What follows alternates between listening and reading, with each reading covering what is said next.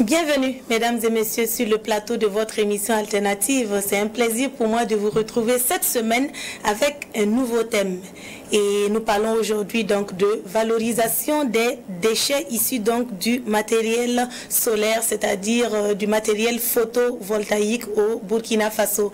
Et j'ai le plaisir de recevoir pour vous Monsieur Abdoul Aziz Wimenga, qui est maintenant docteur pour avoir conduit donc un travail de recherche autour donc de ce thème innovant. Bienvenue à vous. Merci. Et en face de vous, nous recevons votre directeur de thèse, le professeur Sie Kam. Bienvenue sur le plateau de l'émission alternative. Merci bien, tout un plaisir pour nous. Alors c'est un plaisir également pour nous et nos téléspectateurs de vous recevoir donc pour parler de ce thème innovant, comme je l'ai dit, valorisation des déchets issus du matériel solaire au Burkina Faso. Nous entamons donc la question de recyclage des composants donc de ces modules photovoltaïques usés. Ces modules que nous voyons aujourd'hui pleinement sur nos marchés du fait donc de la vulgarisation des systèmes solaires photovoltaïques. Alors merci à vous de répondre présent donc à l'invitation de Burkina Info. Alors pour entamer donc ce sujet, nous allons nous tourner donc vers l'étudiant qui a choisi bien entendu ce thème et nous aimerions savoir qu'est-ce qui a prévalu le choix de ce thème. Ok, merci bien Madame Mitrogo. Merci d'avoir nous donné la parole. Il faut dire que ce qui nous a motivés à choisir ce thème, nous avons remarqué entre-temps que la quantité des panneaux solaires photovoltaïques au Burkina Faso augmentait de jour en jour. Et de 2010 à 2018, plus de 83 000 tonnes de panneaux solaires ont été importés selon une enquête de l'ANERE. Ce qui nous a amené à réfléchir sur le devenir de ces panneaux solaires en fin de vie. Voilà. En plus, avec la croissance mondiale annuelle sans précédent de l'installation des panneaux photovoltaïques de 25 à 30%, leur gestion en fin de vie devient une priorité environnementale. Et ce qui explique l'augmentation des quantités de déchets solaires de 8 millions de tonnes d'ici 2030 et 10% de déchets électroniques mondiaux d'ici la fin de 2050. Ça, c'est de façon mondiale. Pour revenir sur le Burkina Faso, nous avons remarqué que ces déchets solaires n'atteignent pas leur durée de vie. L'utilisation des moyens de transport non adaptés et aussi la qualité des installations amène souvent à avoir assez de quantité de panneaux solaires dégradés. C'est ce qui nous a motivés à réfléchir en réalité sur la gestion de ces déchets solaires usés. En plus, ces déchets solaires contiennent des substances dangereuses pour l'environnement. Et si on n'y prend pas garde, ça pourrait être très dangereux à la limite. C'est la raison pour laquelle nous avons choisi ce thème. Alors merci à vous. Je me tourne maintenant vers votre directeur de thèse. Alors quand on sait, Monsieur Kam, que la durée de vie approximative d'un panneau solaire tourne autour de 20 et avec panneaux de 15-20 ans, pourquoi vous avez motivé en fait cette thèse en fait? Merci bien. Wimenga a posé son problème de s'attaquer, donc de lutter contre la pollution et à partir donc du matériel et du matériau solaire également. Et c'est ainsi que nous l'avons accompagné. C'est vrai que les panneaux solaires ont une durée de vie de 25 ans en gros, et ça c'est dans certaines conditions climatiques. Au Burkina Faso, c'est certainement moins que ça, à cause donc de la température élevée au soleil. Et donc, ces panneaux solaires ne subissent pas les traitements les meilleurs, depuis le transport jusqu'à l'installation. Et donc, ce qui fait que nous avons ce qu'on appelle une grande quantité de panneaux solaires hors d'usage avant donc les 20-25 ans. Donc, le nombre de panneaux solaires usagés s'augmente au fur et à mesure. À partir du moment où le rendement baisse, dès lors que ça ne peut pas couvrir la couverture, couvrir entièrement vos besoins à la maison, eh bien, il tient donc de changer ou bien de passer à autre type d'installation. L'objectif étant donc de couvrir les besoins. Donc ces panneaux usagers sont de plus en plus nombreux. Et qu'est-ce qu'il faut en faire? On ne peut pas donc les utiliser ailleurs. Il faut donc trouver un moyen pour les recycler. D'où donc le thème proposé par Wimenga Abdulaziz que nous avons donc validé. Et avec lui, nous avons acheminé pendant 4 ans au moins pour pouvoir traiter ce thème. 4 ans 4 ans. Alors, monsieur Wimenga, docteur Wimenga maintenant, puisque vous êtes passé donc au titre donc de docteur avec cette thèse, ce travail de recherche innovant. Alors, en quoi a consisté en fait ce travail de recherche? Bon, en résumé. En résumé, ce travail de recherche se scinde en 4 chapitres. Le premier chapitre porte sur l'étude bibliographique. Le deuxième chapitre porte sur l'étude numérique, c'est-à-dire la caractérisation de l'usure du module solaire. Et le troisième chapitre porte sur la valorisation des composants de ces modules, provenant de ces modules dégradés du moins. Donc le dernier chapitre porte sur la proposition d'un plan de gestion accompagné d'un cadre réglementaire. Il pourra être très intéressant pour le Burkina Faso et l'Afrique en général. Alors, et comment vous avez procédé? Est-ce que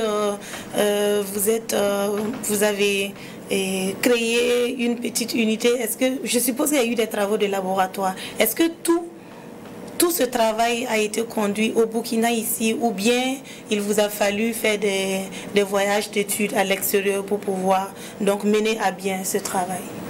Ok, il faut dire d'abord que tout le travail a été fait au Burkina Faso, mais avant nous avons fait des voyages à l'extérieur pour comprendre d'abord ce qui est déjà fait, ce qui doit être fait, afin maintenant de pouvoir proposer une solution propre pour notre pays. Voilà, il faut situer le problème dans le contexte du Burkina Faso, afin maintenant de chercher maintenant des solutions. Ce qui nous a amené à chercher à valoriser l'aluminium provenant du module solaire usé au Burkina Faso, à Saba, un quartier de Ouagadougou. Nous avons utilisé un four local pour la fonte de l'aluminium. Il nous a permis de produire des ustensiles de cuisine au grand bonheur des ménages du Burkina Faso.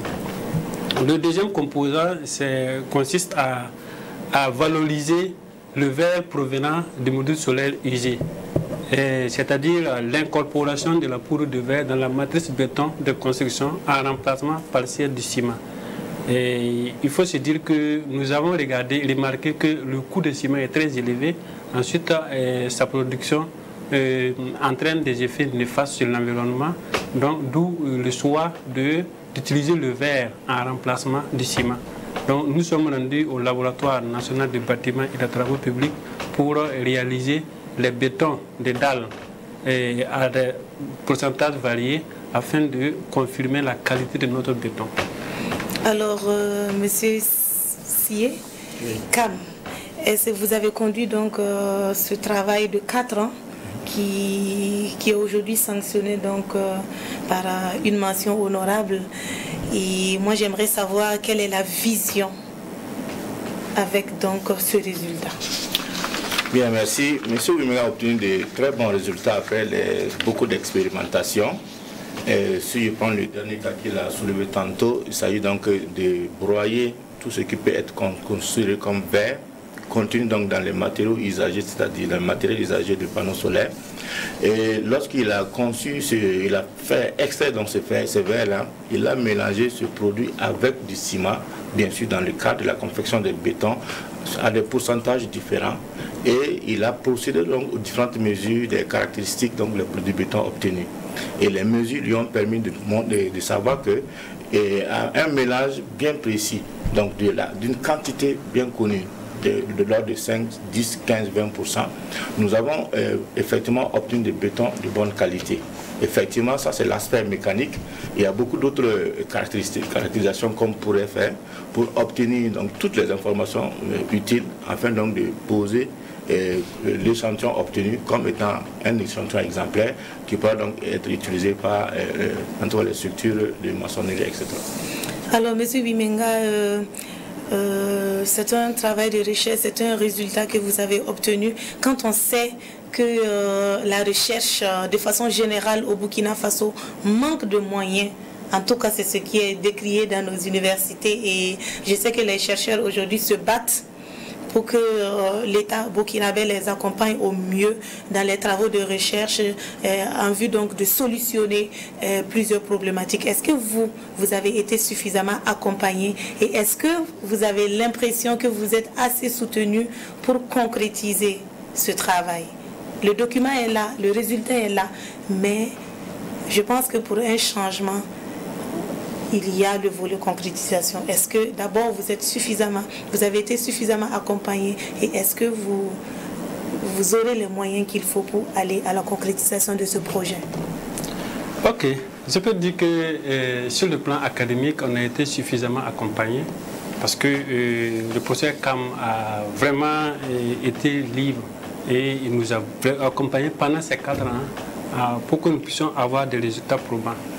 Maintenant, comme nous sommes ici, nous sommes d'abord au début du processus, parce que je peux dire que c'est le début du processus et nous allons commencer. Nous avons pu valoriser seulement 2 composants du module solaire, c'est-à-dire qu'il reste les autres composants tels que les cellules et les terres, la résine et les métaux. Donc, c'est-à-dire dans le futur, le plus essentiel serait probablement de trouver des solutions pour le recyclage de ces composants, en mettant en place des centres gigantesques pour la récupération de ces déchets provenant du matériel solaire.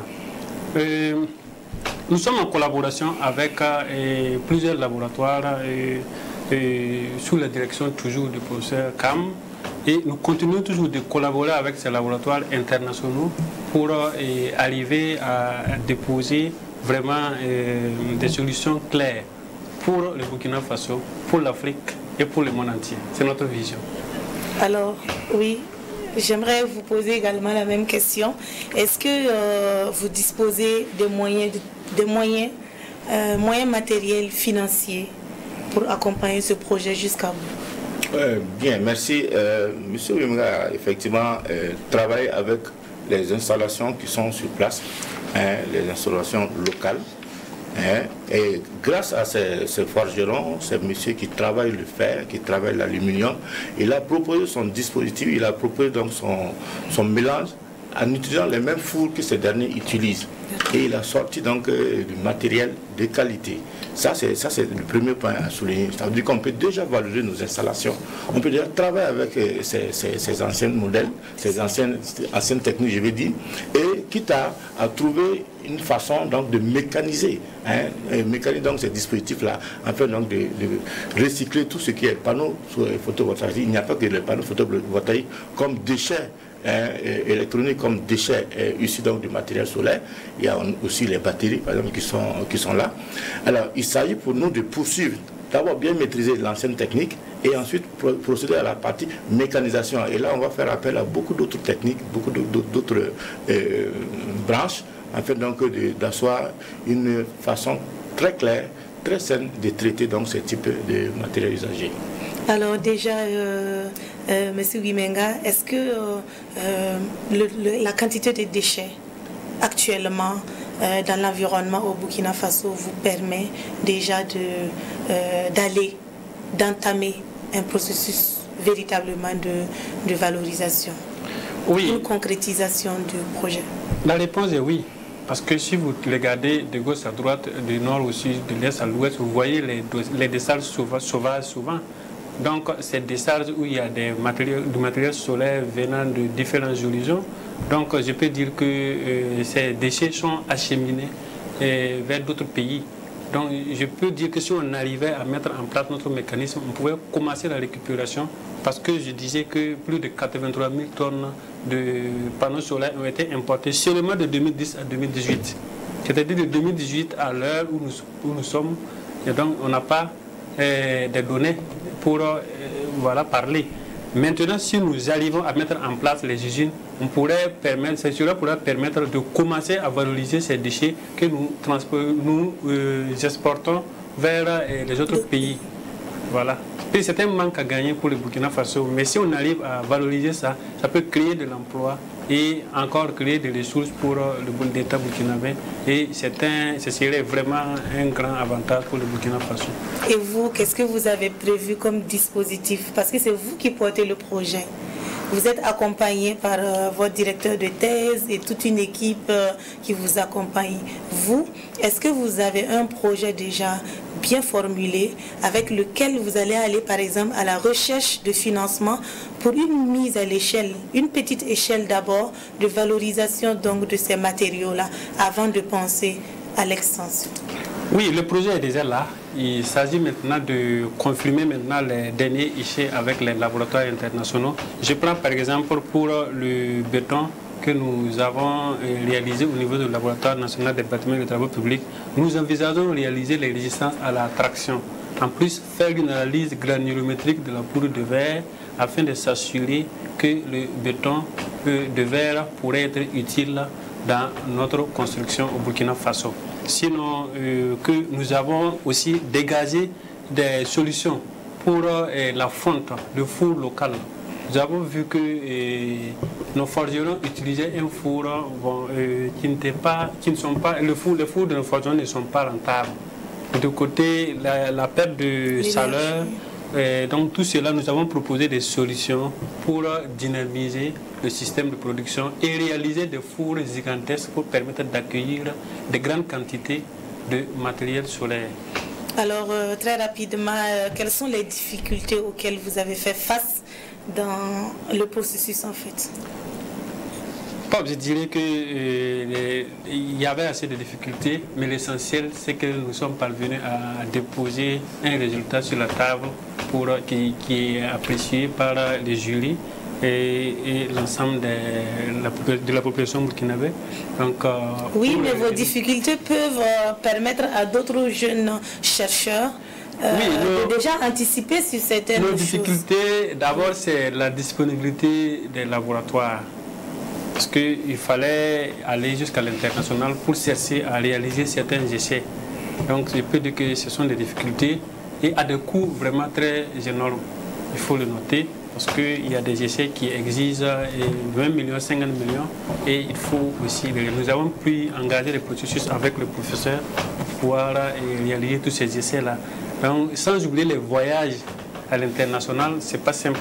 Il faut voyager, il faut aller découvrir, chercher à savoir pour ne pas répéter les mêmes travaux que quelqu'un a déjà réalisés. Il faut comprendre qu'est-ce qui a été proposé par les autres chercheurs et maintenant proposer une solution pour ça.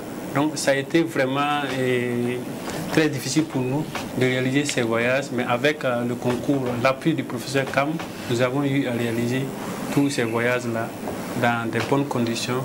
Et ces résultats ont été appréciés par les jurys. Alors, M. Kam, dites-nous quelle peut être la valeur ajoutée de ce travail de recherche ou bien quelles sont les opportunités que ce travail de recherche-là ouvre pour le pays, pour la recherche burkinabé et pour le peuple burkinabé. Merci. D'abord, il faut souligner que Abdoul Aziz est un étudiant assez travailleur et bien autonome. Et il a fait des propositions d'expérimentation. Ces propositions ont été validées. Effectivement, l'acquisition de certaines données n'était pas très facile au regard de l'accessibilité à certains résultats ou certaines données. À partir des différents laboratoires. Je pense que c'est là aussi, en plus des voyages pour obtenir des données, celle de Ouagadougou, celle de Burkina n'était pas souvent facile à obtenir, mais avec des explications, des lettres de recommandations, des responsables ont reçu, ont nous donné donc certaines valeurs qui nous ont permis de faire non seulement des comparaisons, mais aussi sortir des résultats pour dire par la suite qu'il s'agit de très bonnes valeurs ou non. Et pour nous, comme on est au stade d'essai, il y a beaucoup d'imperfections. On n'a pas un bon rendement avec cela, ce n'est pas possible. C'est certainement quand on va prendre à grande échelle la série de collecte de tout ce matériel usagé qui se trouve un peu perdu parce qu'il n'y a pas un travail de recyclage et un travail donc de sélection de matériel ici. Tous les déchets sont mélangés et déposés dans les décharges. Il faut d'abord donc trier, faire un tri et ensuite collecter et procéder maintenant de manière à grande échelle au broyage, parce qu'il y a deux techniques que l'on utilise, mais les deux techniques ont des points communs et qui sont donc le délaminage, la délamination et puis donc le broyage. Et une fois qu'on aura bien récupéré le matériel par-ci et par-là, on pourra donc procéder à l'une des deux techniques et poursuivre donc la récupération de certaines des différentes composantes que l'on peut trouver dans le matériel dont on parle, je parle par nos usagers.